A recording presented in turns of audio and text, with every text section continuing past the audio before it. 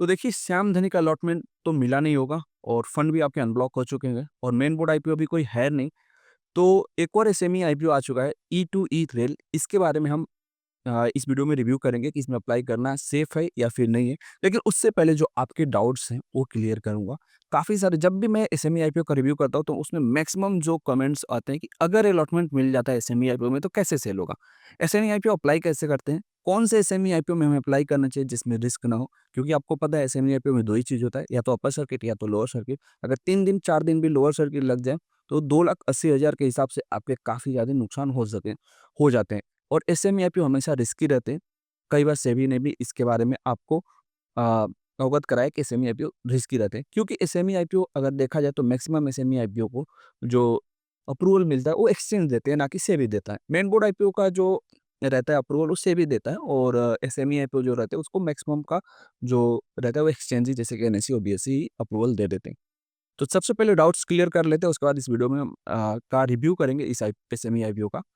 पहला डाउट ये है कि एसएमई आईपीओ में अलॉटमेंट मिलने के बाद सेल कैसे होता है? तो इसमें देखो सबसे ईज़ी ऑप्शन ये रहता है कि आप इसको प्री मार्केट में सेल करो। अब वहाँ पे सवाल आता है क्या बायर्स मिलेंगे? तो देखो जिस आईपीओ का डिमांड काफ़ी ज़्यादा रहता है, क्यूआईबी के सब्सक्रिप्शन काफ़ी शानदार रहते हैं और ग्रे मार्केट प्रीमियम इंडिकेट करता है 100% लिस्टिंग गेन। अब वहाँ पे अगर आप देखोगे कि 100% लिस्टिंग गेन है और लिस्टिंग होती है 90%। तो वहाँ पे कुछ लोग वो 10% कैप्चर करने के लिए जो 10% 90% के बाद जब एक अपर सर्किट लगता है, वहाँ पे वो 10% कैप्चर करने के लिए प्री मार्केट में वो बाई करते हैं। तो वहाँ पे आपको जो मोस्ट डिमांडेड आईपीओ रहते हैं जिसमें सब्सक्रिप्शन जैसे कि लाइक श्यामधनी में सब्सक्रिप्शन क्यूआईबी के, एनआई के और रिटेलर के काफ़ी धमाकेदार आए थे। तो वहाँ पे बायर आपको डेफ़िनेटली मिलेंगे। तो अगर आपको अलॉटमेंट मिलता है, तो आप उसको प्री में ही सेल कर सकते हो। अगर आप रिस्क लेते हो और डिमांडेड आईपीओ है, तो वो 10% भी आप कैप्चर कर लो, उसके बाद भी बायर्स रहते हैं क्योंकि वहाँ पे अपर सर्किट लग जाता है और अपर सर्किट में आईपीओ सेल होते हैं, चाहे मेन बोर्ड हो, चाहे एसएमई आईपीओ, दोनों आईपीओ अपर सर्किट के जब सिचुएशन आती है, वहाँ पे सेल होते हैं। लोअर सर्किट में कोई भी आईपीओ चाहे मेन बोर्ड हो या फिर एसएमई आईपीओ, वो सेल नहीं होता है। तो ये चीज़ आप क्लियर कर लो।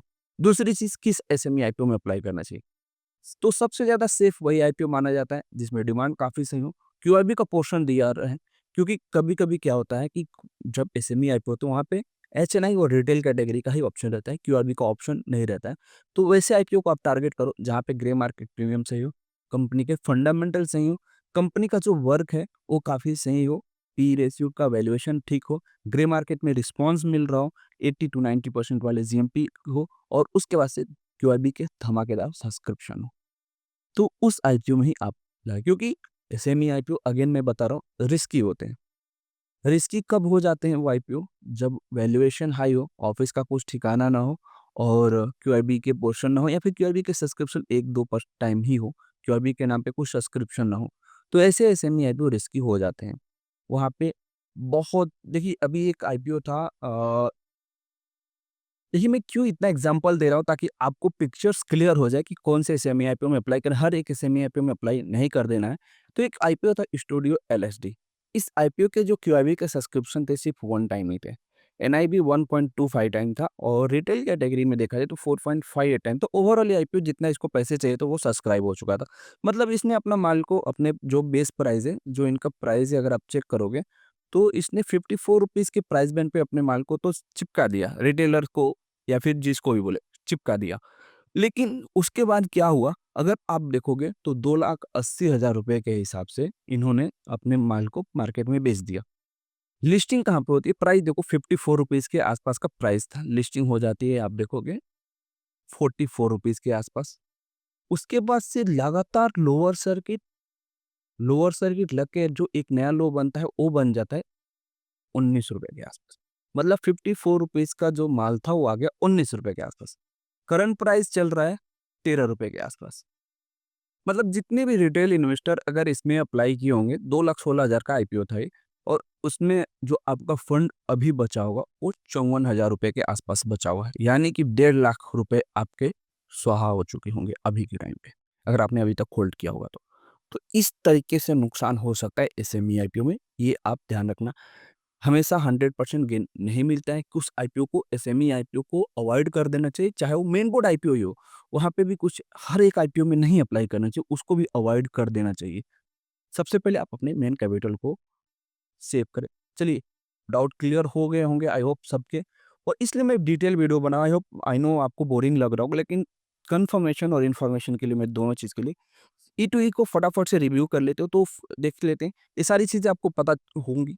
डेट ऑलरेडी पता चल गया होगा। 144 रुपीज़ के हिसाब से आपको 2 लॉट मिले होंगे, तो 278,400 रुपीज़ आपको रिटेल कैटेगरी में अप्लाई करेंगे, जिसके बदले आपको मिलेगा, अगर अलॉटमेंट मिलता है तो 1600 शेयर आपको मिलेंगे। साइज़ देखा जाए तो मोटा-मोटी अगर देखा जाए तो 84.22 करोड़ के आसपास है। 4.25 करोड़ मार्केट मेकर्स के लिए है, और उसके बाद से नेट इश्यू साइज़ मोटा-मोटी 80 करोड़ के आसपास यहाँ पे देखने को मिल रहा है। ये सारी चीज़ें हो गई। ग्रे मार्केट प्रीमियम 83% के आसपास इंडिकेट कर रहा है, यानी कि लगातार ग्रे मार्केट में डिमांड आ रहा है। ये बहुत सही चीज़ है। 1,16,000 यहाँ पे देखने को मिल रहा है प्रॉफिट। ये सिर्फ़ आपको देखने को मिल रहा है एक लॉट पे, यानी कि 800 शेयर पे देखने को मिला है, और 1600 शेयर पे अगर आप करते हो तो 2,34,000 के आसपास प्रॉफिट देखने को अभी के टाइम पे मिल रहा है।